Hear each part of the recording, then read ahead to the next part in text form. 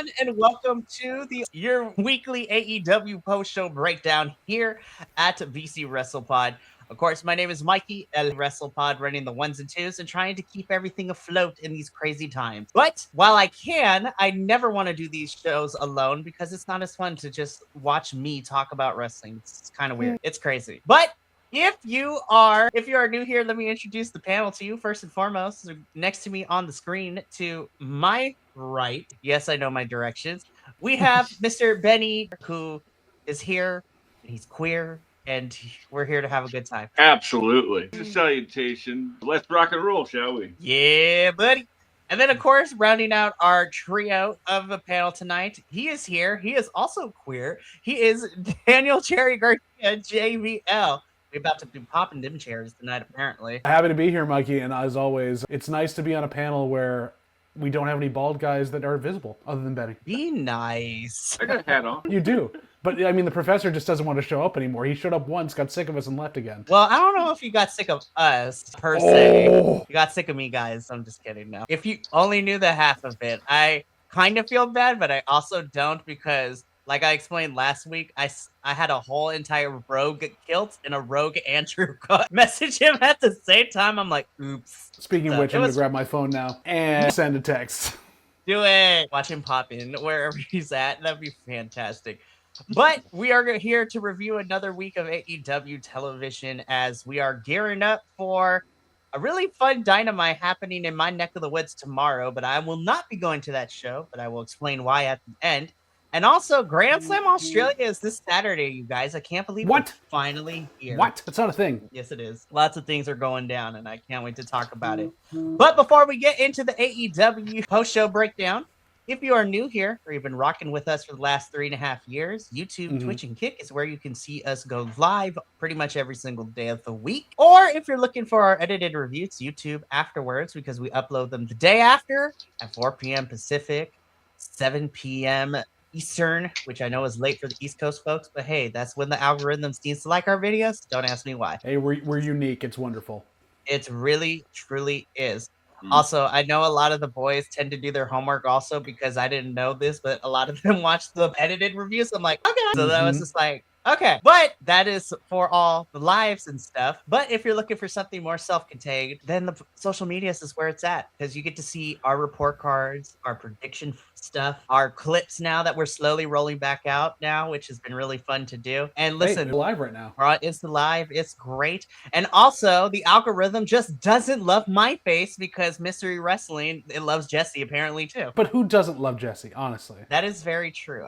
We all love Jesse here. And like, if you don't like him, then we gonna fight. I agree. Like, we will fight you. But we also have some merchandise at our shop, bcwrestlepodshop.fourthwall.com. I'm in the process of actually getting our new designs embroidered, which is a lot of fun. So you can get embroidered shirts as well as printed shirts, and that's a whole fun stuff. I was not told about this. I now need to reorder mine. Well, I am in the process of doing 2 versions of the shirt, one for regular screen print and then embroidered as well. So, do you ship internationally? Anyway, we'll talk later. We'll talk about it. Be like, get embroidered polo shirts for us. Be like, we fancy. Anyhow, last but certainly not least, guys, we pay for a lot of streaming services to watch all this stuff. And especially for AEW pay-per-views and sometimes independent pay-per-views that are not covered underneath the streaming service, we got to pay for these, you guys. So, Friendo Coffee Bot pops up in the chat over on Twitch and YouTube ever so often. If you feel inclined to donate to the cause, please do. No pressure, because times are economically tough right now. And people got bills to pay out here. In the words of Destiny Child, help me pay my bills, my telephone bills. Can't you? So this is like, so shout out to Destiny's Child. All right. Now that we gotten that out of the way, let's talk about some wrestling, specifically AEW wrestling, because we had a whole charcuterie board of different types of wrestling in AEW this week. So I was like, I cannot wait to talk about it. So what better way than to kick things off like we always do here? Let's talk about the AEW Dynamite that happened. And, you know, we're just going to start off with just this. Like, yeah, let's just throw that at the top of the show. Why not? I was like, just hot out the gate. I'm just going to say this now. Pac, you are my MVP in this match. Like, yes. I was just like, sir, I have missed you. Well, I now want to see a Pac Klon like match now. Like, this has to be done. They stole the show every time they were in together. Turn off the gravity, just go. Yeah, what is it? Give me Pac and Josh Alexander as well. Josh was also great in here too. Like, everybody was great in this. Except for Oh. you, Danny. I'm just kidding. Hey, Danny was the fall guy. He put the Dragon Tamer on. He was going He for did. it. Really like this version of the Don Callis family. I like this trio of people that, because we always have getting different versions of the trios when we do the trios matches. I actually really like these three together of Kwan, Josh, and Takeshita. I felt it was interesting to watch Takeshita tease every once in a while, like, do I trust these two as well? Like, Kyle got me burned here. What's going on? Takeshita is going through a messy breakup with the Don Callis family, and he don't know who to trust right now. Oh, no one knows who to trust right now. These are two heel teams that ostensibly someone was a babyface, but if we were playing, GM mode, no one understands how this works. So let's talk about this, right? Because somebody pointed this out to me, and I'm very interested to have this conversation.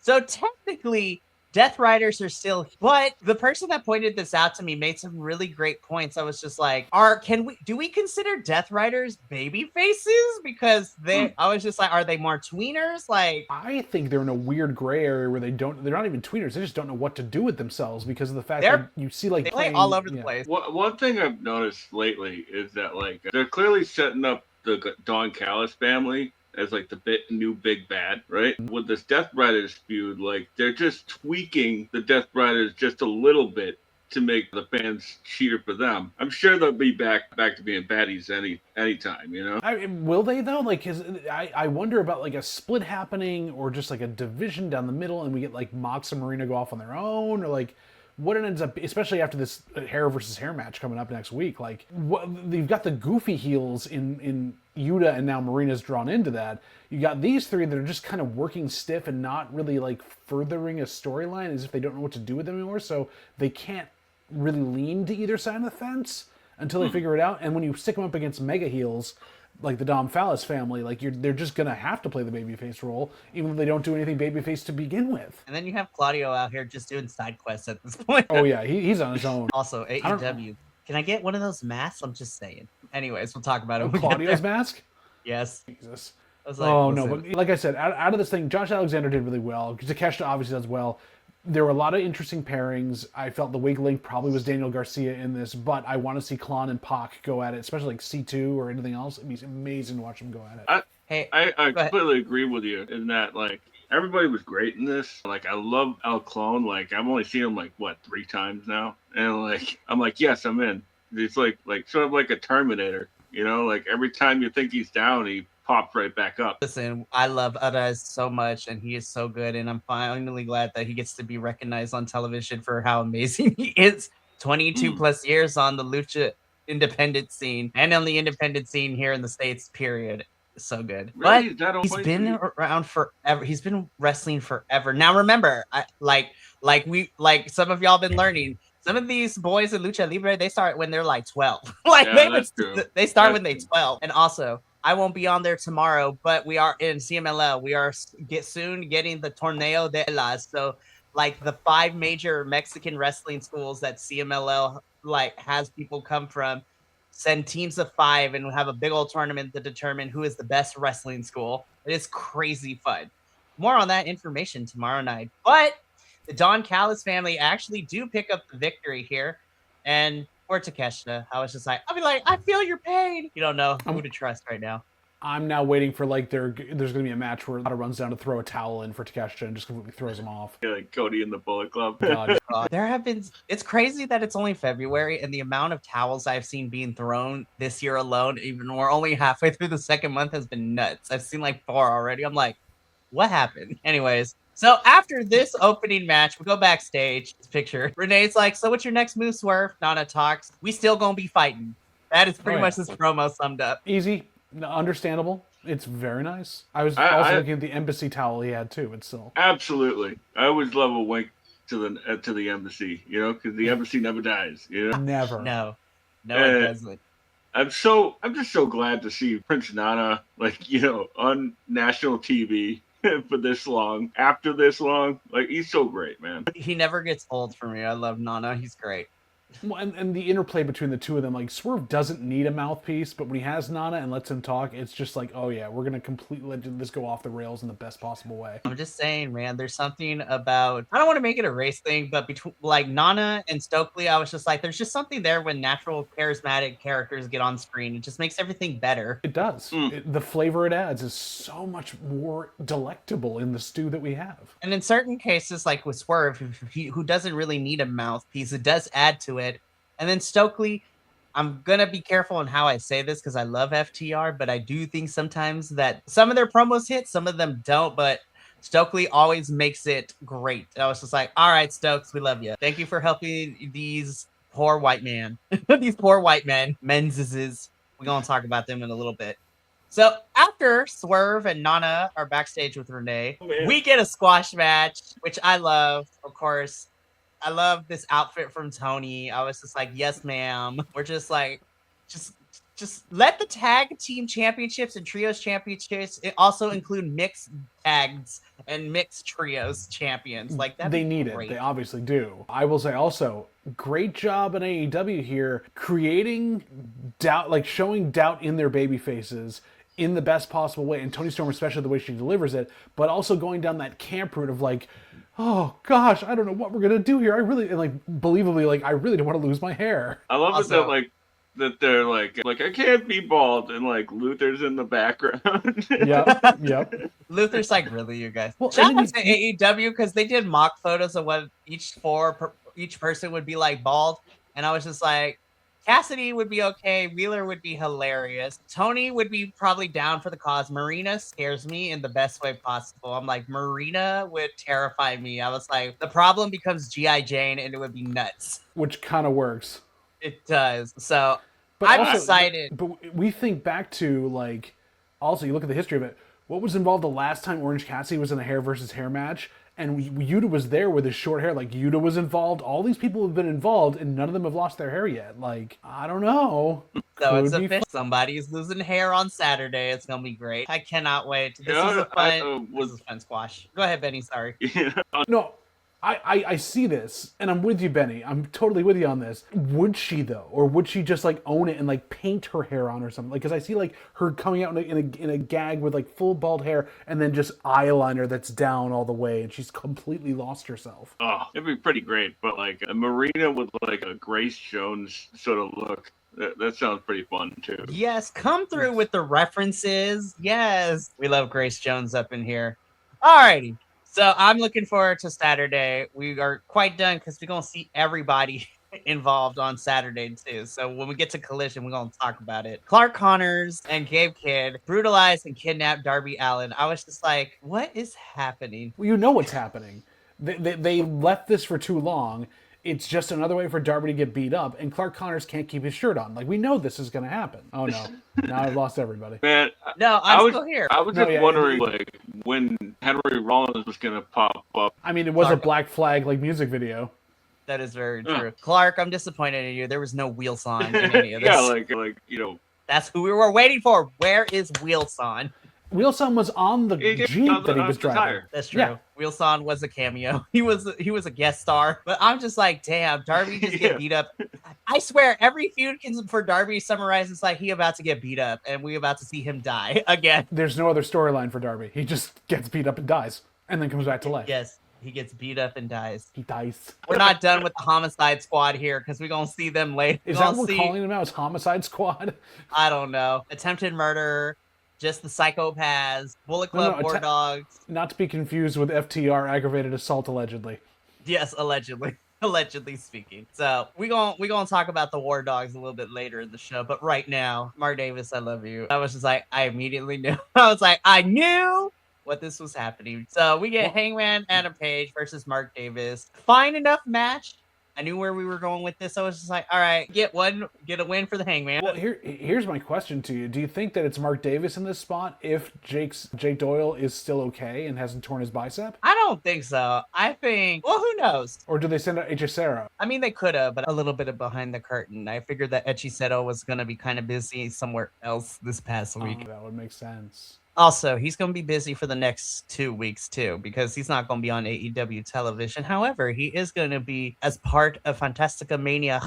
Him and a bunch of other CMLL talent are heading to Japan for their 2-week tour. Nice. We love to see it. But this is a tune-up match. This was tune-up for Hangman. And that, what was it, the reversal into another reversal into the tombstone on the stage? What? Only those two could do that. On how close that his head was to that stage too. Like as much as I'm saying they were safe, it was like, oh, that was. This was a really tiny venue. Yeah. And then it was crazy. Yeah, Hangman took care of him real good too. Like he was just like, just gonna little bit up, brother. A little bit up. Be like, Hangman Adam Page takes care of everybody. He is. Can he take care of us? I mean, he could. I don't know if Mrs. Hangman Adam Page would be too fond of it. It is, yeah, Mrs. Hangman, we love your husbando. He is a good dude. He is a good dude. Him and Brody King, there's nothing you can make me do to hate him. And he's just so genuine, too. And he's also very aware of himself and his, like, parasocial relationship with wrestling fans. Again, the fact that he just casually admits that, like, he reads the fan fiction that people send him with the AEW roster is ridiculous. That Speedball Mike Bailey vlog made me love Hangman even more. But I mean, I've always liked Hangman, and y'all know this. But what to put it over the edge for me, I'm like, when Hangman cut that whole entire promo in Spanish in Grand Slam Mexico, I was just like, winner, we won, you guys, we won. This is perfect example of using your platform for good. He's just a very soft boy, and we love him. Well, but and AEW in general has been using their platform for good, whether they intended to or not. I mean, this evening proved it with the actions of Brent in the ring and everything else, which we'll get to later. Shout out Vegas. I have questions about you sometimes as a city, but you know what? This AEW Vegas crowd, y'all get your points tonight. We're gonna talk about you in a little bit later. But Hangman wins. He cuts a quick promo afterwards. And then we just roll right into the next match. Jesus Christ, you guys. I was like, I knew this was going to be good, but when I watched, by the end of this, I was like, I was not ready. So I'm quoting some other journalists that have talked about this week and said, like, you know, it's actually amazing they're actually going through with this. It's finally a new pairing. It's a new setup, something we haven't seen before. And it's what we wanted. And then to get the ending we did and really get something new, like, yes, thank you. I am so happy I tuned into this. The amazing back and forth. Oh, God, the V-trigger in the back of the head, into the knees. Like, oh, my gosh, this was insane. Yeah, I completely agree. And this match was sort of like Conan be damned. You know, out of this, we get Swerve and Kenny, Andrade versus whomever wins the Eliminator or the title match next week. So there's a possibility, and a good possibility, we could be seeing Brody King versus Andrade in LA. Listen, for the world title. Any combination, like, well, here's the crazy thing. Like, I love Hangman because we do find out that this Saturday at Grand Slam Australia, we find out who's going to Revolution and Hangman. I love Hangman. I'm kind of rooting for Andrade just because it would be a different matchup. Give me something new. Give me something, like, let's follow this. Whether or not you're on board with Andrade yet or anything else, or it doesn't have to be Andrade, I just am so glad they're working with a new setup of things they can do and not just putting the new toy to the side saying, hey, yeah, it's great you're here and you're back, but you're in the Don Callis family, one of like 7 people, and we don't really care about you. Yeah, use new people. Here's what I would do, and I'm going to play Booker for a little bit, right? Put the hat on, put the hat on. I'm going to put the hat on, and let me tell you something, right? Because somebody pointed this out to me. A friend of mine pointed it out to me, and I was like, oh my gosh, you're right. So I think this Saturday, because again, it's Hangman versus Andrade, winner's going to Los Angeles to Revolution to face whoever's the winner of MJF and Brody King at Grand Slam Australia, right? So I think Andrade should go over on Hangman because I think it's new. But then people are like, well, if Andrade wins, what do you do with all the other stars who are circling this, championship scene with MJF as the champion? I'm going to tell you what we should do. And something that has been absent from the last Revolution, I say you put the remaining people who are swimming around here so that way you could still tell a story. Because last year we didn't get it. Let's bring back the Face of the Revolution ladder match. Winner gets the championship match. But instead of it being for like the TNT or the mid card, you put your top stars in that ladder match, and winner is the new number 1 contender for the world title for Double or Nothing, or even after that. Could you imagine Swerve, Kenny, by the grace of God, hopefully, Hangman, And then you throw in some other heavyweights in there too if you want to. Like, I don't know, Joe obviously is out on injury, but like if you want to put some other people that, you know, could possibly be future up, like, do you stick Ricochet in there? Because I mean, ladder you could match. Ricochet, a Speedball, Kevin Knight, like Kevin Knight. or if Yeah, you even want Kevin to, because Knight. we saw them do well, like a Josh Alexander in this ladder match would be nuts too. A Mark Davis in this Takeshita, match. Okada. Like, you could send all these people. Like, you have your last 3 contenders in Kenny, Swerve, and Hangman if he loses, and then you pick 3 other people who are kind of also potentially next one up this year. A Kyle Large Fletcher William. in this match would be crazy too. Large William. You need the crazy fun. W. You know Morrison. what? So in a perfect field, just because I think Johnny watching TV. our heavyweights and just absolutely nuts of people flying, like the 6 I would put in here would be Hangman, Kenny, Swerve, and then just for the high flying of it all, I would like to see a Ricochet, a Swerve, and honestly, put a Myron Reed in here. Put a Myron Reed and he go crazy. I'm so excited, by the way, for tomorrow. Myron is going to go nuts in that tag team match. Anyways, we're going to talk about the Rascals in a little bit, but Andrade wins. I was just like, what in the telenovela villain is this? He getting all the women right now, too. I was just like, I love this direction we're going for Andrade, where he's a telenovela villain playboy, and I love it. Mikey. Yeah. Yes, he is extremely aggressively divorced. What's up? And also, well, I'm thinking, is there someone you may have forgotten to put in that ladder match if they do have it? I'm sure you're going to tell me. certain phenomenal TNA representative that could jump Swear to over. if somehow Tony Khan pulls AJ Styles into, if there is a Face of the Revolution ladder match, or even just an AEW Revolution in general, because I will be there live, I will literally film myself probably crying like a little bitch and send it to y'all. Be like, oh my God, he's here. So we'll see what happens. Or, like, he comes down to cost Kenny the match. That would Or be amazing. cost the Bucks something, or whatever it needs to be. Like, really go New after Japan both of them. storylines from years ago. Let's do it. Why not? God, so great. Speaking of which, the girls are fighting. Swerve and Kenny are not having it with each other. We love you, Andrade. Keep being the playboy villain that you are. Tony Khan, bring back the Face of the Revolution ladder match, please. And lose the pants, Andrade, honestly. Take off your pants. Oh, there's context. People understand. We know. Anyways, let's keep going. Chris, yes. Lesbian power. No, it's kidding. Like an intergalactic Amazon. Not Death by Snoo. Xena, Which is up against Tekla, who's also going to destroy you by Snoo Snoo. It's ridiculous. It's insane. Clark Connors, you are a lucky man. Anywho, oh man. So Chris is going to address Tekla and her challenge on Collision. So we're going to talk about that when we get there. There's a lot of kinky stuff that happened on Collision that we're going to talk about later. Some kinks going up in there. Some The BDSM. welts. My God, the welts. Yes, sticks and stones may break my bones, but chains and whips excite me. Anyways, moving on. Speaking of chains and whips excite me, Mega Bad. Speaking of Snoo Snoo. Yes, speaking of Snoo Snoo, I was just like, we get an AEW Women's World Tag Team Championship eliminator match. The Babes of Wrath, the current AEW Women's Tag Champs, taking on the challengers in Mega Bad, which of course is Penelope Ford and the Megasis Megan Bayne. This is a pretty fun match. I really enjoyed this, and spoiler alert, Megan and Penelope win.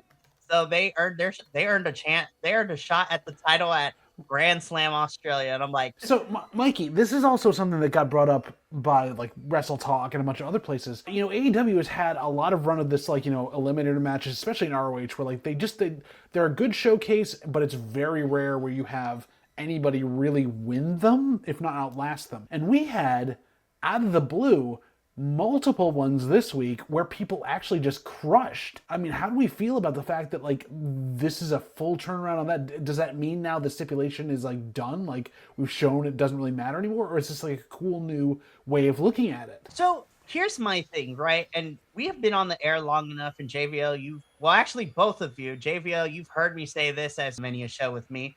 And Benny, you probably heard me say this a lot too when you were watching us before you joined us officially too. I am in the belief that I actually don't mind. A lot of people are like, champions shouldn't lose, especially in non-title matches, or in AEW's case. A lot of people are like, champions shouldn't lose these eliminator matches. I'm like, why not? Depending on who they go up against, whether it's through shenanigans or in this case, it's just Megan Bayne being Megan Bayne and destroying bitches left and right. Like, why not? I'm like, you can't have champion. I feel like champions losing here and then doesn't discredit them. And honestly, this works too, because over the last couple of weeks, we have seen Penelope and Megan, and also to a certain extent, Marina Shafir. This little trio has kind of gotten one on over of, Tony and this week, Harley and Willow too. So I'm like, why not? So here's the thing. I think Tony's been really smart with how we've been keeping Megan Bain in the grand scheme of things. Like, yeah, her team has taken losses here and there, but like her team came out victorious at Blood and Guts. So that's a big statement for her. I love that her and Penelope are still together, and Penelope hasn't missed a step since coming back from injury either, which is really nice. And I also like that Marina isn't unaffiliated with them, and now they can be a badass trio if they really wanted to. Well, they all have their own personalities in it too. And I will say, watching Penelope, I still get worried a lot now when she's doing some of the bigger moves. Like, is she ready? Is it that she shows that she's willing and ready to go in this one? So I don't mind the eliminator matches, especially if it's this week. If you have the challengers actually win, now you're bringing some credibility, because for the longest time, the eliminator matches never went to the way of the challengers. Same thing with how this current ROH does with their proving ground matches. They rarely go the way of the challenger. In some cases, they do.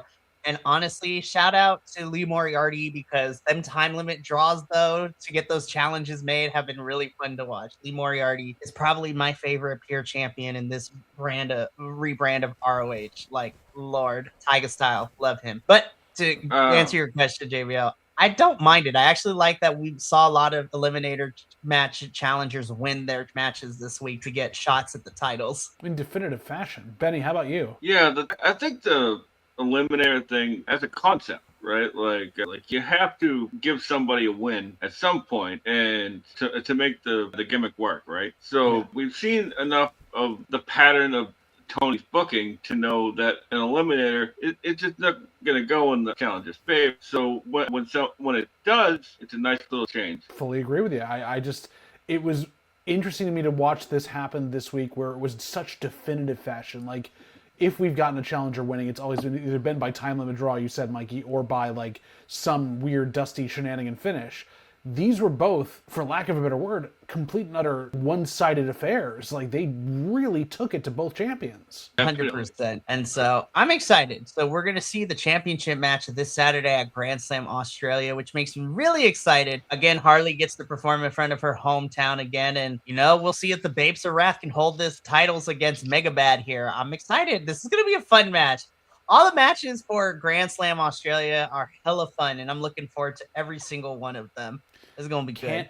Can we get the Bunny in, and then we've got an all-female faction going in AEW? Yes. Bunny, I love you. I know you left AEW, but like, just a one-off. Anywho, but we got to keep going with this show. Tommaso.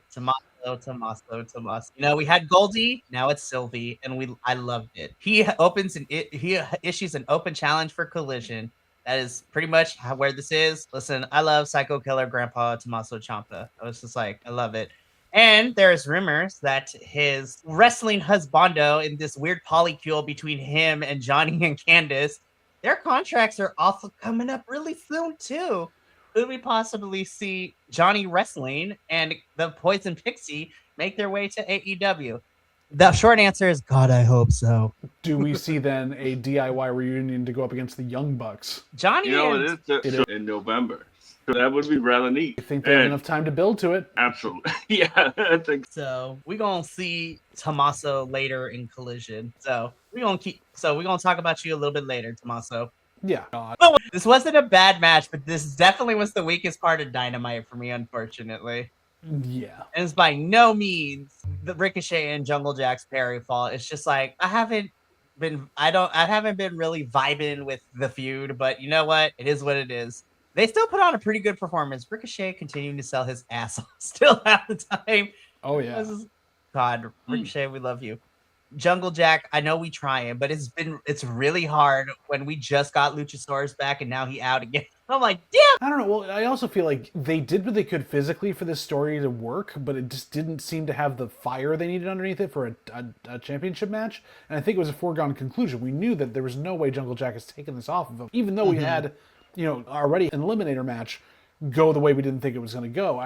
You couldn't get on board with this just because Jack hasn't beaten people on his level or beaten the odds against three other people coming up against him or anything else. He's just not proven it yet. No, and as much fun as it was, it really didn't help that Jack kind of stepped in like halfway through the C2 when he was Darby's replacement, because Darby wasn't medically cleared for the rest of the tournament. And I was just like, Jack, I love you, but like, we need to put you fully in the C2 next year to see if you can stand on your own. Because I was like, I like you, dude. I need to find a reason to love you like I do some other folks. And that's not a bad thing, because I do like Jack Perry. I want to find a reason to take that from I like you to, oh my God, I love you and I need to see you as champion. Yeah, I obviously give Jack a lot of guff famously on this show. No, really? We couldn't. I mean, Benny, your subtitle is anti-Jack Perry. Like, I don't know why you have to promote it so hard, but still. Well, I got t-shirts on the way, by the way, too. But I will give them credit here. This match was pretty fun, but as you said, like, it still sort of lacked a little, like, a second gear, which is crazy because it's a Ricochet match. Right. So, like, what they did and the time that they were allotted was pretty great. Yeah, it was pretty good, but you're right, Benny. I was needing something to take it from good to great, honestly. I was like, we were just missing some finesse, some oomph to it to give me more impact. But this was still a fine match. It was serviceable. It wasn't bad by all means. Even though I said this was the weakest part of the show, it was still pretty solid, which is saying a lot. But Ricochet is still your national champion.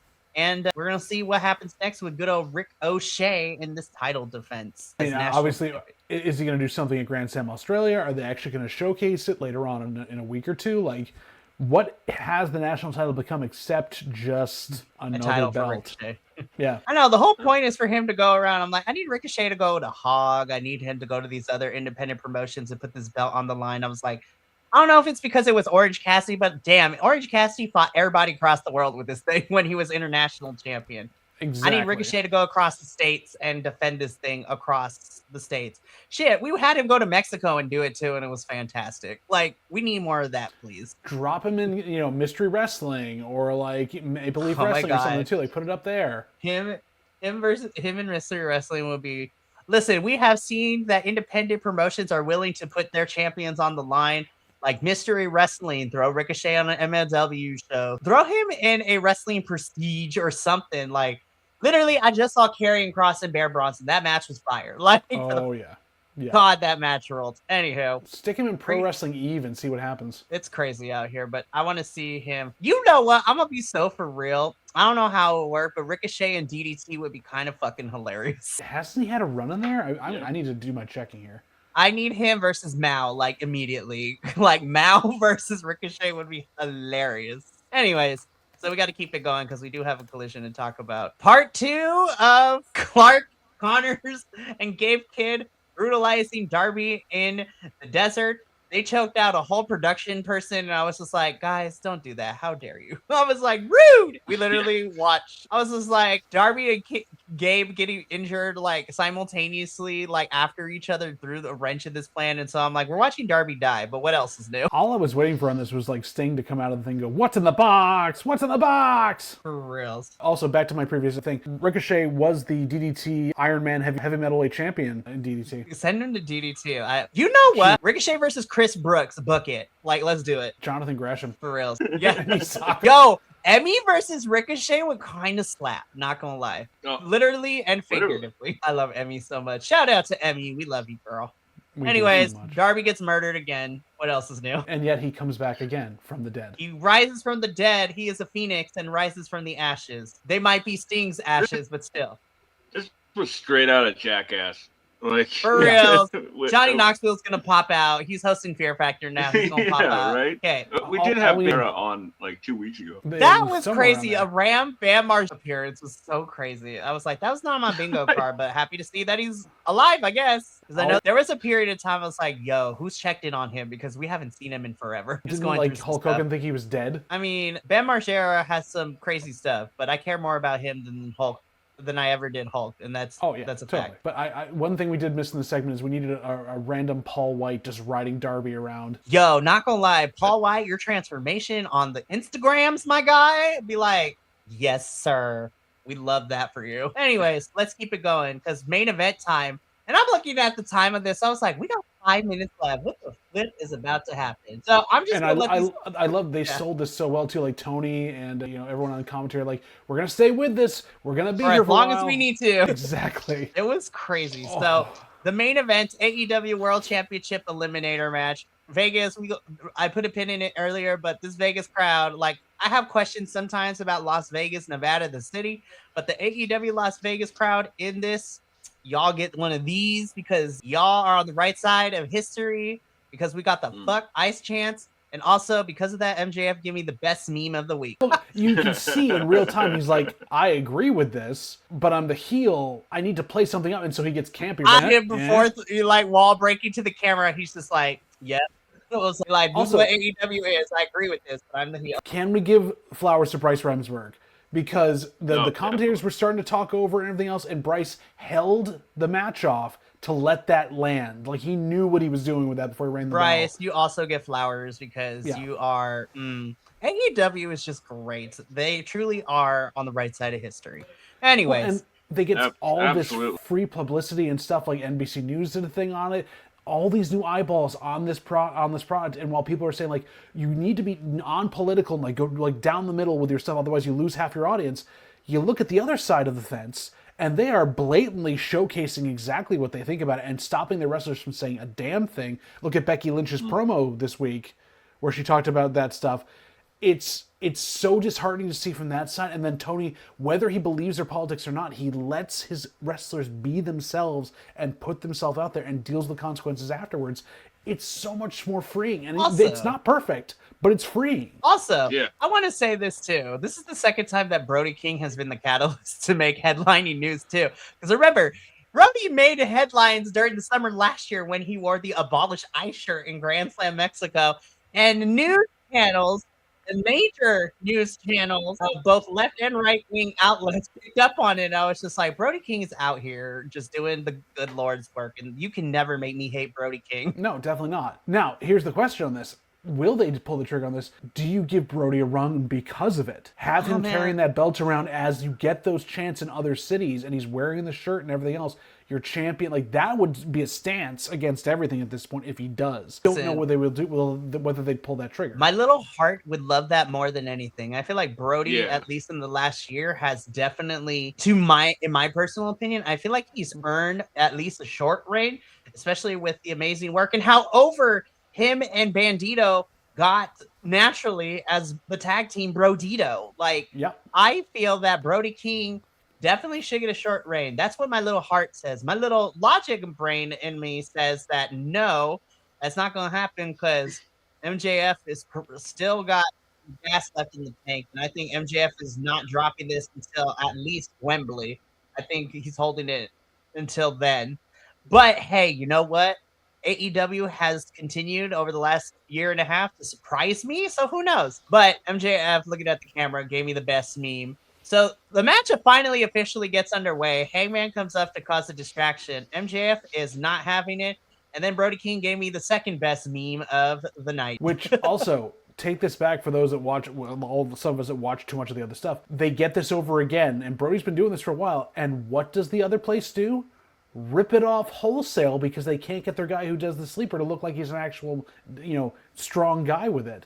The funny thing is, this happened after the Monday Night Raw, and Brody did it better. I'm just saying. Anyways, and then to cap it all off for me, MJF is just down. He's out. Brody gets him in the ring, hits a cannonball, hits the Gonzo bomb, pins him 1, 2, 3. Brody King gets a championship match at Grand Slam Australia, and I was just like, oh, this is going to be good. And the crowd exploded. Yeah, and Brody leaned into the camera and said, "Fuck ice," once again. Yeah! Right. I swear to God, just for that alone, Brody is my champion forever. Fight me. Yeah, I just want to say that, like, the way that the crowd came together in that moment, like, they had like seconds to register what was being chanted, and then hit their mark. And God bless Bryce, we're letting that breathe. And getting back to the match, like, it's funny, like, Brody has been coming for Max for weeks, right? But we're all over here worrying about Hangman, Kenny, and then before you know it, the monster's on top of you, and they got a credible threat going into Australia. And man, I personally would love a title run for Brody too, even if it's not too long. But as you said, I know how Tony Khan books at this point. So he's already got his stuff planned out for months. But what if? I mean, do you ride this wave of what's gotten you here again? Brody again went viral doing this stuff. Do you have him carry it to get those eyeballs on him? And at the same time, then you have this whole thing with him and Bandito. Bandito came up short. They're both champions, and there's the animosity in them. I smell a Forbidden Door match between those two immediately. Yeah, man. Like I think I said it earlier that if Brody wins tomorrow and then like Andrade wins against Hangman, right? Like then we got a Latino man versus Brody King in LA. Like You could literally, Brody King is the grown-up alt kid scene. Like he is the alt kid growing up. Yeah. He's the pit daddy. He's the guy that when you went to your first show that took care of you in the pit. Absolutely. No, and on a personal level, like I would love to see Brody King because of how many AEW wrestlers, especially the younger, have come out in interviews to say, like I always still bring up Julia and Sky's interviews individually, especially Julia's, of how much like her parents are grateful that Brody and his wife took care of Julia like her first couple of years on the road as AEW wrestler, like when she first became like the Stevie Nicks character that we see and know of the Dark Princess. Like I was just like, you can't make me hate Brody King. There's like, this just solidifies it. He's just a good dude. He's on the right side of history, but he is AEW kids. He takes care of the kids, man. Damn. Tony Khan, just do it, please. Book this man. Like, at least give him up until Forbidden Door, or even carry it until Double or Nothing. Like a 2-month run. Like, give Brody something, man. I want to see him as a singles champion. But anyways, all right. To show you how great of a person Brody King is, the first time I realized he was on a wrestling show with 3 drag queens. Yeah. It was called Nobody's Watching Wrestling. And shout out to the Nobody. Yes. Brody King is like we throw this term around in wrestling. Like Brody King is actually him. Like honestly, he is him. Hangman and Bear Bronson are in my wrestling Hall of Fame. Of there's nothing you can say or do to make me hate them because they are just genuinely good people in and out of the ring. I'll put Karrion Kross in there too because he's also another one too. But that was Dynamite. Let's get into the Collision, which was also jam-packed with a lot of wrestling. I feel like some stuff was bloated in certain areas, but you know what? There was some good stuff here. Well, they had to get their stuff in before Grand Slam Australia because you never know who's actually going to be able to make that trip. And we also don't know who's going to be able to return either. So, anyways, Collision kicks off where this is a number 1 contenders match, but not for the tag titles. Number 1 contenders to find out who would face FTR for the titles.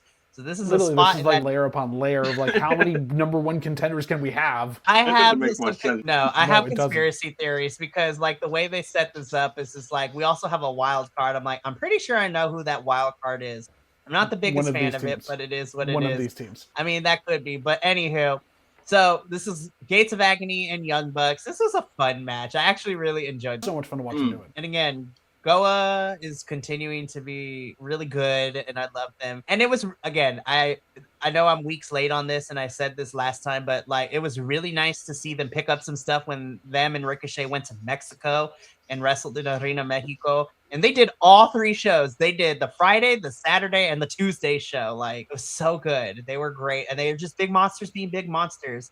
And you're right, JVL, watching Young Bucks have to work up, so to speak, to your big monster types was really fun. It was a good back and forth. I had a great time with this one. Obviously, Bucks do win, but hey, I wasn't mad at it. I really liked this one, and I thought this was a smart way to open up the show. This is a great match. Like, I love GOA. Like, I have for a while, and they were great. As I said, like it was great, like David versus Goliath kind of match. And it's actually like really reminded me a lot of the War Machine matches because they always had crazy chemistry with War Machine as well. And man, this was so much fun. Like I like that. Was it like they were like applying a nerve hold, and then like Matt walks up and like tries to get their attention, and then like makes them bump into each other. Oh, great stuff, man. The Bucks seem like they're having fun again, or at least they understand what their role in this is to be doing it. So they're not like fully pushing too hard on a lot of things. You can tell they're kind of at the end of their little bit of a run. Like, do we continue to be like full-time members? Maybe not. Maybe go to part-time. But they're definitely doing one last push to kind of get those good vibes back as they go along. Who do you think 100%. The wild card is going to be? Well, I have a theory. I don't like it. I think it's cope, and I hate it. But Is he even ready to come back? well, from what I hear, they're done filming season 3 of Percy Jackson. So I kind of don't want that. I'm gonna be honest. I would like to see Busta in the Brain as the wild card. Yeah. Literally, you have the Bucks and you have with Dez and Myron stepping in, so that's gonna be great. Honestly, the only 2 teams I would want to see is either Jet Speed, because then you can go full no gravity mode with all 3 teams and just have them spam finishers, which would be great. Or throw in Busta, like Alec Price and Jordan Oliver would be fun too. I'm throwing one more at you. Throw the Outrunners in there as like the basis for all the stuff, so they can be the ones that throw them. Yeah. Oh, Listen, Outrunners facing FTR again. I said it when we covered the Collision 100 episode. The Outrunners prove they can hang with the FTR boys. That match at Collision 100 between those 2 was fucking fantastic. Like, it was amazing. So I was just like, please. But I think it's Cope and Christian, and I'm like, fine, whatever. But yeah, I want to be proven wrong. I want to be wrong. The other thing is, right, like, I also agree that, like, you know, I'd like to see it be Busta in the Brain, but, like, I feel like those 2 other teams really need a big team to, like, bounce off of. It's just sort of, like, even out the balance, you know? Because, like, if it's 3 of the same, like, generations of the same tag team, which sounds fun, like, you know, if it's Busta in the Brain, the Young Bucks, and the Rascals, right? Like, which sounds amazing. Like, there might be too much going on for our brains to process. watch it be Big Bill and Brian Keith. You know what? I wouldn't be mad at that either. Especially what I do need though is I need Defy Wrestling Champion and Bounty Hunter in this match. Like what we saw a couple weeks ago. I need those 2 to be on urgency mode like they were like a couple weeks ago. I was like, that's the version of Big Bill and Brian Keith I want to see. Though I'm pretty sure they're still sore after what happened this episode, which we're going to talk about in a little. Yeah. And of course, I figured the Bucks are going to win. I'm like, hello. Dynamite tomorrow's in Ontario, California. That is literally their backyard. Like, the hometown boy is going to be there. So I love them. I hope they don't win, but you know what? Crazier things have happened. But we got to keep this going because we got a lot to talk about on Collision. The welts. So we literally don't even get a full-on sentence from Chris when Renee is talking to her. Because in Tekla, while Chris is like taking in the crowd, Tekla spears the hell out of Chris. Then you have the Sisters of Sins hold her down. And then she begins to literally belt to ass Chris Statlander. I'm like, oops. Brutal attack, very much in the style of Cody Rhodes. Like, it's going to be an interesting one. Tekla's not done with her, and I don't know whether that's because the pairing has good chemistry or because they can't think of anybody else to take on Chris. Yeah, it's very interesting. Yeah. But, I mean, Chris said that she was going to give Tekla another shot, but Chris gets get the stipulation. So after literally belts to assing Chris Statlander gets on the mic, and as cheesy as it was, in my opinion, she drops one of the coldest lines ever. She's like, "You're in with Strap Daddy now." It's like, ooh, kinky. We're getting a strap match. And that's exactly what she says. Tomorrow night for the AEW Women's World Championship, Tekla versus Chris in a strap match. And I'm like, now, are we going to be on the levels of the Ricky Starks, and Bryanson? Like strap match where they were bleeding buckets. I was just like, Lord help us. I don't see why not. It seems like that's the stipulation for it. Let it main event, Tony, you coward. No, I'm just kidding. But they should though. Why not? Anywho. Man, you know, I hate strap matches. Benny, who are you, Jesse? They cool down the crowd so much. Like 1, 2. Oh, he didn't get each corner. What is this? If you do the 4 corners with it, yeah. If you're just a strap match, like you do the Austin and like Savio Vega version, it's just there to keep them together, and they have to beat the crap out of each other. And if they're smart about it, there are. Listen, this is big meaty women hitting big meaty women. You know they gonna do some crazy shit. Tekla's gonna hang someone upside down with the strap from the ropes, like. Girl, I was like, I know those Stardom days. I know those started. So this should be fun. You know, it begs the question that like if they don't put the belt on Tekla next week. Tomorrow, like I think it might kill all of her momentum. Like they got to do something with it. Tekla should get a tiny run, honestly.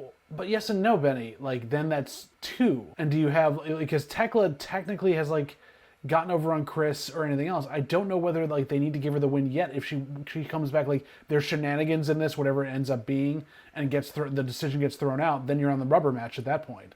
That's true. But, like, you know, like with FTR Briscoes, right? Like, FTR wins both the first 2 matches but now we're getting a third one, like just to finish it off. Like it was. Don't get me wrong. It's like one of my favorite things ever. But the story didn't sort of like make that much sense if you look at it. True, that is very true. It's kind of rushed a bit to it, but yeah. So, I mean, we'll find out tomorrow which direction we head because that match is happening tomorrow night, which I'm excited for. But I also am wondering if Tekla doesn't win, if something happens, do we get the rubber match at Revolution? Like, because as soon as Grand Slam Australia is done, they have to start announcing matches for Revolution because it will be less than a couple of weeks until then, and I'm excited. Anyways, we got to keep it going, though. He's like trying to take everything away from Takesha, including his best friend. They were roommates. I'm just kidding. They sat next to each other on a plane to Japan. Anyhow, no, this is definitely the push and pull. Kyle now becomes the kind of babyface of the story. Like, who is he going to side with? What's going on? Who does he trust? He's another one that's having trust issues. Like, much drama. Takesha all trust each other. It's weird. And Kyle are going to need massive amounts of therapy by the end of the story. Like, honestly, their hearts were broken, but they have a lot of apologies they're going to have to figure it out. But we're going to talk about you, Kyle, a little bit later in the show because you pop up back at the end and we're going to talk about you then. But is trying to steal. He's Mr. Steal Yo Man. Literally. It's like Mr. Steal Yo best friend. Kudos to Okada on this one, though. Yes, Okada, I love you when you are you're just being a smug little shit, and I love you. Right? It works out so well. Anyways. Hey, and look, he has his belt back. Yeah, thank God. I was like, they finally found that lost in airport. Lord help us. At least it wasn't stolen. The amount of times that the wrestlers we like get their shit stolen makes me mad. Like, I remember we were all up in arms, and we were ready to fight people after they stole Shotzi's stuff from her car that one time. I was like, oh, yeah. That has sentimental value. The fuck we do it. Anyhow, moving on. You know what? Scorpio, you did the darn thing by putting Kevin Knight over. Like, this was pretty good. I like this match. So smooth. This entire match was the smoothest you had all night. Literally, smooth like butter is the best way to describe this match. God, Scorpio's great, but I'm telling you, I'm pushing the agenda. Kevin Knight as at least mid-card champion next year. Like, or towards the tail end of this year. I mean, he is one. He's a trios champ. That is true. You know what I mean. This one was super fun. Like, I don't think it needed to be as long as it was. But like, I agree. I was like, 2 commercial breaks. That's crazy. Yeah, right.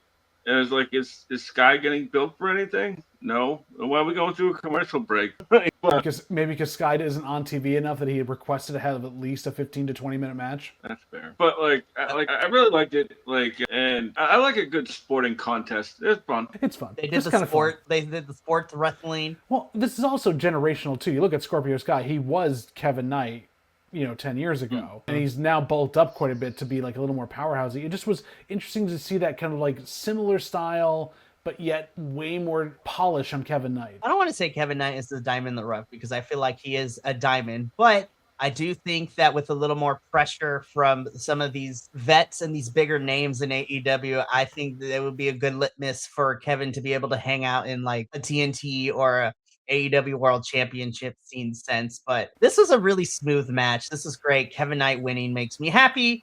And Scorpio, you did the darn thing too. Loved it. Yeah. Speaking of, going from something I love to something I'm like, so Hook is in charge of the ops now. I'm like, I don't know. I forget if it's SNL or I think it's in Living Color, but I want to quote them. Hated it. Yeah, but right after this, I was like, wait, so Joe's injured. Hobbs is gone. Is he leaving Shibata? In his Google Translate, Ash should have been in charge. Like, honestly. I would have liked that promo better here. For real. It's like, I can't take Hook seriously in this. I was just like, God, this is going to be annoying, isn't it? This is like the big brother goes away to college and leaves his little brother to like run their gang of little kids that were in the neighborhood. Except no one ever respects this one because he was the little shit to begin with. They only listen to him because it's just like, I'm afraid that your older brother will whip my ass when he comes back. Exactly. Gosh. Anywho. Well, I don't want to. That's all I have. I don't want to talk about this no more. We don't need to. Move on. We don't need to. That promo was bad. You know who my dad is? I don't care, Hook. Hang on. I'm going to go back to you. For the meta of it, when that part came up, Jack Perry should have wandered through the back just for the hell. Yeah. Put them together as a tag team and the Nepo babies. God, that would be crazy. Not Jungle Hook. Anyways, let's keep going because Viva, it was really nice to see you, girl. I love this Viva band. Love her and Mina threw down. It was great. Mina's feeling left out. I know. Poor Mina. I was like, your lesbian lover is out there being a bisexual with Orange Cassidy. I mean, don't get me wrong. I would too, but still. What? This is just a weird polycule of people. But I do have a question though, and I don't know if we're gonna continue with it because I was just like, I thought Mina Shirakawa had like a secret lover, like with the flowers we got a couple weeks ago. I'm like, did we just drop that? Like, what happened?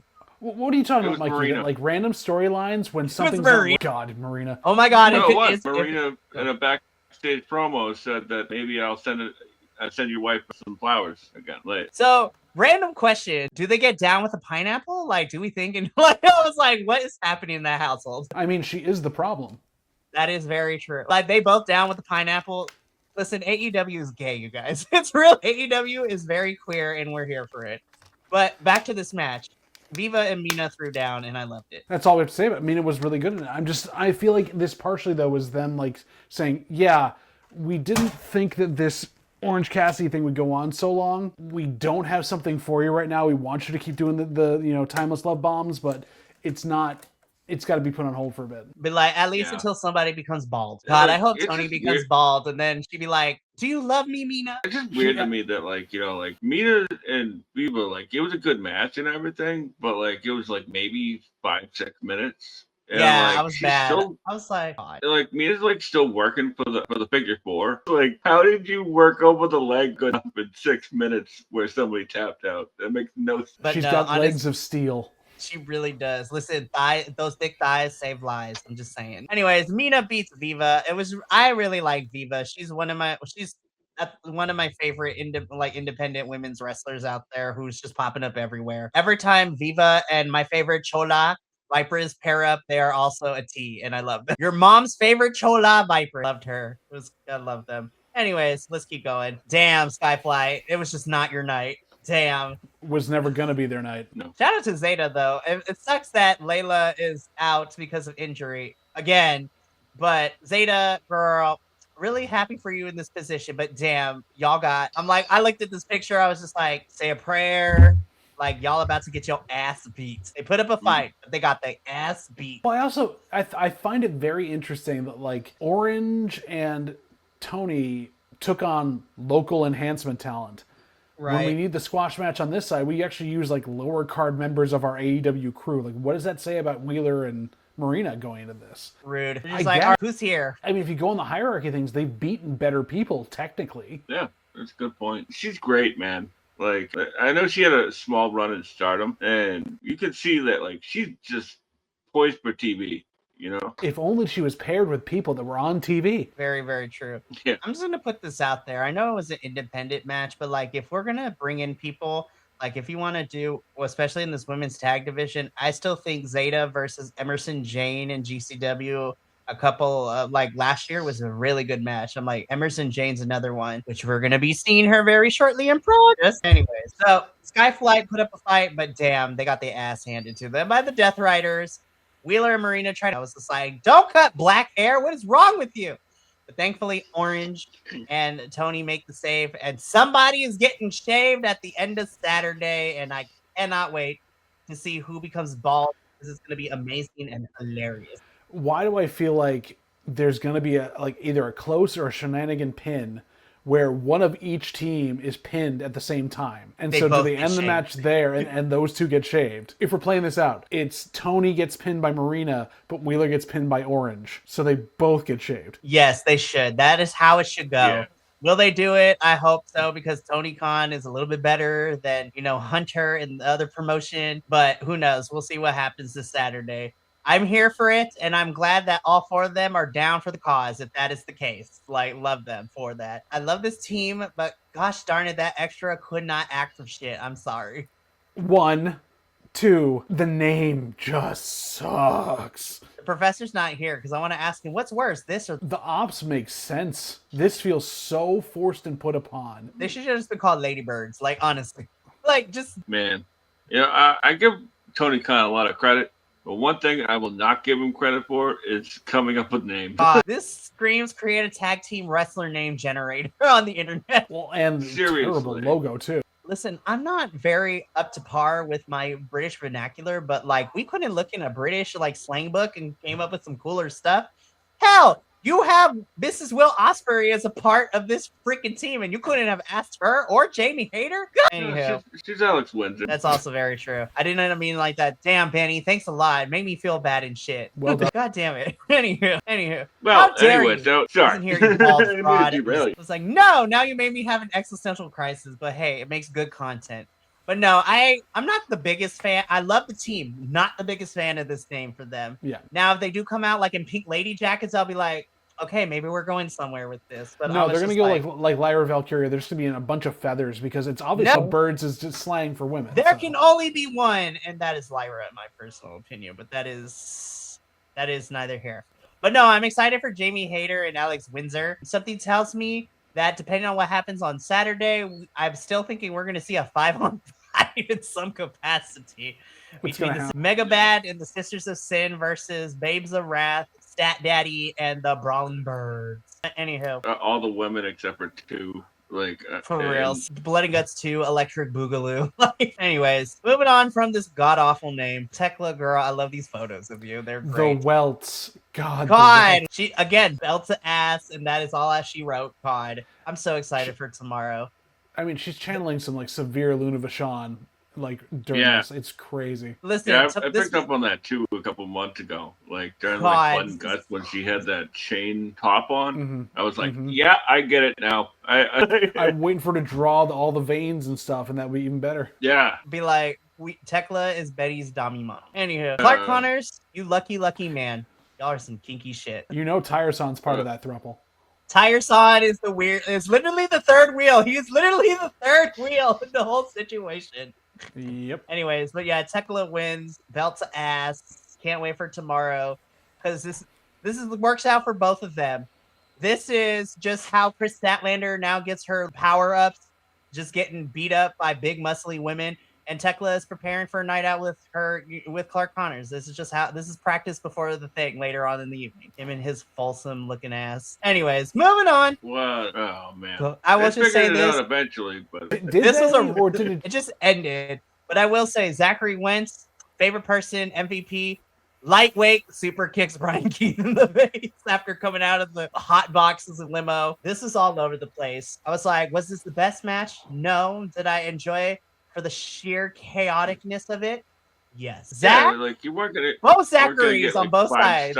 God. Say it again, Benny. Go ahead. I was just gonna say that this isn't like gonna be like a 5 stars in the Tokyo Dome. But for what it was, oh my god, like absolute chaos, you know? And like I don't know if it was, yeah, exactly. And then like that was it the one with the motion cam? That was pretty cool. It was hard to follow in certain respects of it, but yes, it was very fun. We had a bunch of stuff. We had hammers, we had a hot box limo. Both Zachs on both sides took the most damn god. Zachary Wentz, man, by the end of it, I was just like, holy hell, man. I was like, no wonder Myron is teaming up with Des tomorrow night. Y'all, you needed some time. There's got to be a recovery period for all these guys. Seriously, poor Big Bill. Like, yeah, like they must have like he picked up one of them at one point, and like he was gonna run him into the limo, and they just like stopped for like a minute, you know, and like tried to figure out I can't go through the.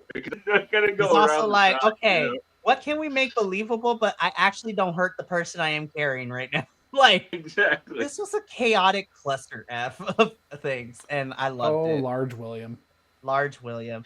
So Uncle Eddie and the crew win here. So Dez is going to be back in action tomorrow night with Myron to see who's going on to face FTR. And I'm like, please make that match at Revolution. I love the Bucks. I like, guys, here's a secret. Like, everybody knows that. I said this before, right? So I'm glad that we are now getting Super Kick Party Young Bucks back because I didn't want to ruin Mama LaGuilla's dream, but she loves the Young Bucks. You know, she thinks Matt Jackson is cute, but she does love the Young Bucks. She's become big fans even when we're in the midst of them being heels leading into y'all in Texas. She liked them, and I was like, you know what? I'm not going to yuck your yum, but I am glad we're getting Super Kick Party Young Bucks back because those are the fun ones. So it's easier to pick up on, and you don't have to do a lot of work in terms of like storyline stuff behind them. So it's nice. Yeah. Selfishly, I want the Rascals to face FTR, and I want that match at Revolution so Mom LaGuilla can see the Rascals just defy all laws of physics and gravity. But that's neither here nor there. But I'm excited for Revolution if you couldn't tell. Not at all.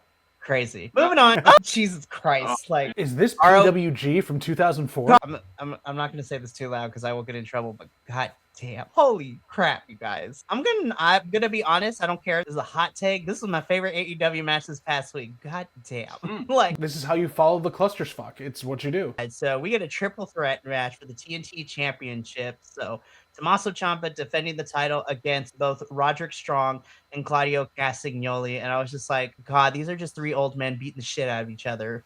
This is great. I loved it. This truly is NXT Black and Gold era right here. We're just running it back. Yeah, my ROH heart was very full. Yes, Saturday. ROH Like, 1.0, like, goddamn, this match. Yeah. Like, you know, we got Mr. ROH, Roddy Strong, Tommaso Ciampa, and Claudio, obviously. And you could see Chris Hero's fingerprints all over this one. Man, I love the story of this one, too. It was like, yeah, like, Claudio was clearly the big guy that they had to isolate. The flying knee came back into play. My like, God, that sounded vicious and it sounded like it hurt. Oh yeah, just catch him, you know? Nope. Jeez, this is so good. So this was, jeez, I was like, You know, can we those just get times, triple threats from now on? Like, honestly. seriously, like, you know those times where like you're watching something and like time is just like sort of slowing down, you know? Yep. I thought with this match, I was just like, this could be a half an hour, and I wouldn't even know it. Taking it every second at a time, watching every bit and internalizing it versus just skipping what you don't need to see. Seriously. This was a fantastic match from all three of these guys.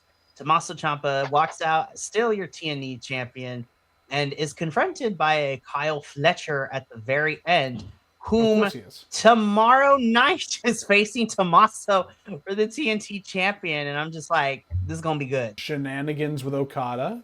Yep, probably. Takeshita going to accidentally cost his best friend. Like, so many layers to this. But on the paper, Tommaso versus Kyle Fletcher, I was just like, I'm excited. As we all should be. It's going to be great. Tommaso, I love you too, because we just kissing fools out here left and right as well. I was like, all right, love it. You're good. You're a winner in my book. The kiss of death is apparent. Anywho, that's how Collision goes off the air, and that is how AEW television finishes up. This was a really fun week for AEW television. Packed week with a lot of stuff, setting up a lot of fun places to go and giving us new stuff to see. I'm excited. Definitely. And like they had a lot of moving parts, but like it made your mind think of like where are they going? Because you're also gonna worry about like stuff that they're doing video packages for, you know? Because like there's so many moving parts. Pretty cool. It truly is.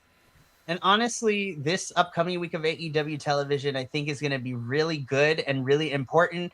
Because tomorrow night, not only are we seeing where directions are going for certain championships, we're probably going to start rolling out Revolution announcements too. And definitely after Grand Slam Australia on Saturday, which is taking the place of Collision, we're going to see what happens because, again, even Grand Slam Australia has some Revolution implications. Like, is MJF or Brody King going to be the champion walking out of Australia? And then we're also going to figure out who is the official #1 contender for that match at Revolution. Is it going to be on? That's also up in the air.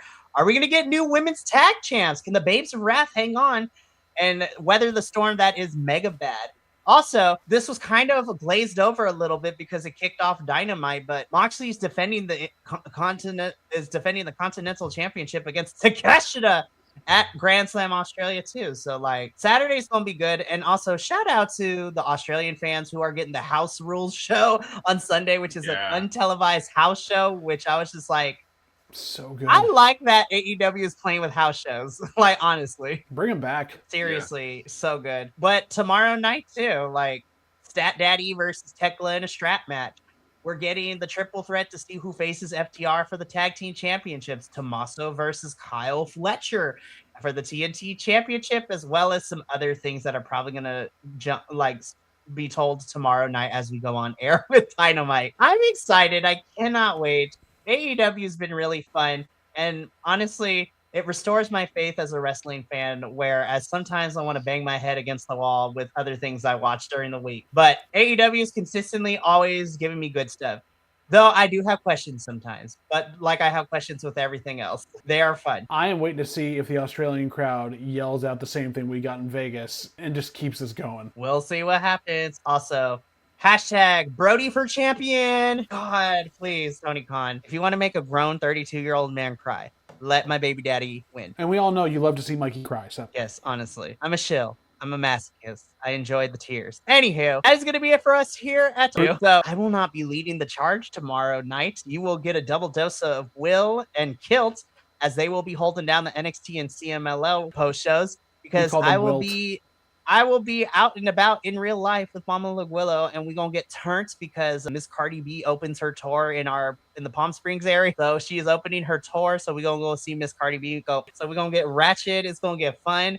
But I am still a responsible person because I will be here Thursday when we do Mystery Wrestling 21 and a half. JVL is gonna lead us through an extra show that was filmed when we were in the UK.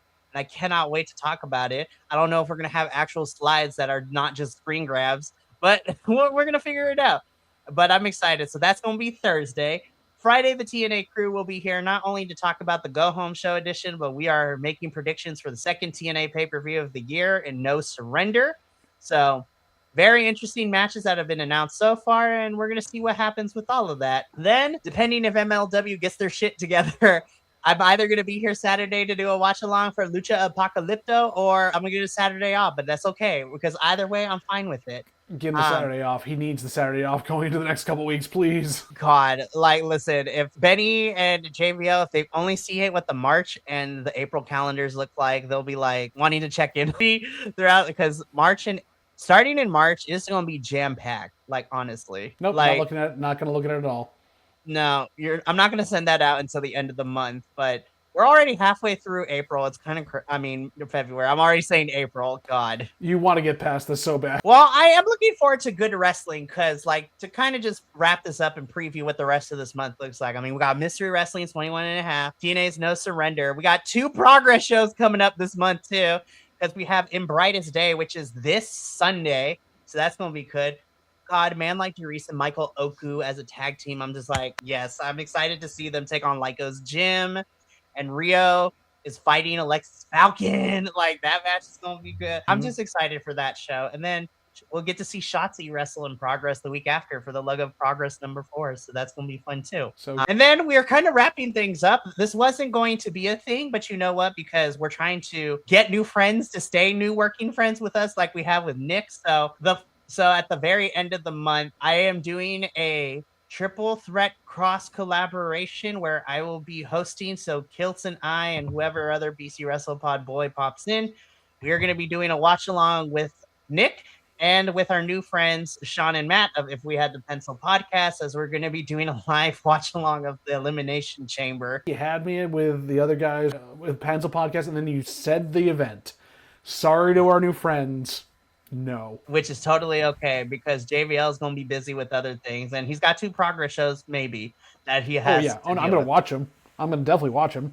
Also, just as an announcement too, MJF at Mystery Wrestling 23 has me going absolutely bonkers. I'm like, we got to get through 22 first, so that's coming up soon. And like, Mystery Wrestling is just taking over the world. Like, they're going to keep us fed for the next 2 months because I was just like, Uno just doesn't know how to slow down. But in terms of AEW land, like after Grand Slam Australia, we are literally like 3.5-4 weeks away from Revolution and then Dynasty. And then it was announced today that while it's not officially been made, like we have the potential location and date for Double or Nothing in May, which is going to take place in New York at, I forgot what the tennis place is called, but it's in a tennis stadium. I was like, avoid the ramp. Anyway, but that's going to be it for us here. We got a plethora of fun stuff coming up this week. But we got to get up on out of here so we can, decompress and the 3 of us can talk afterwards, just chill for a couple minutes.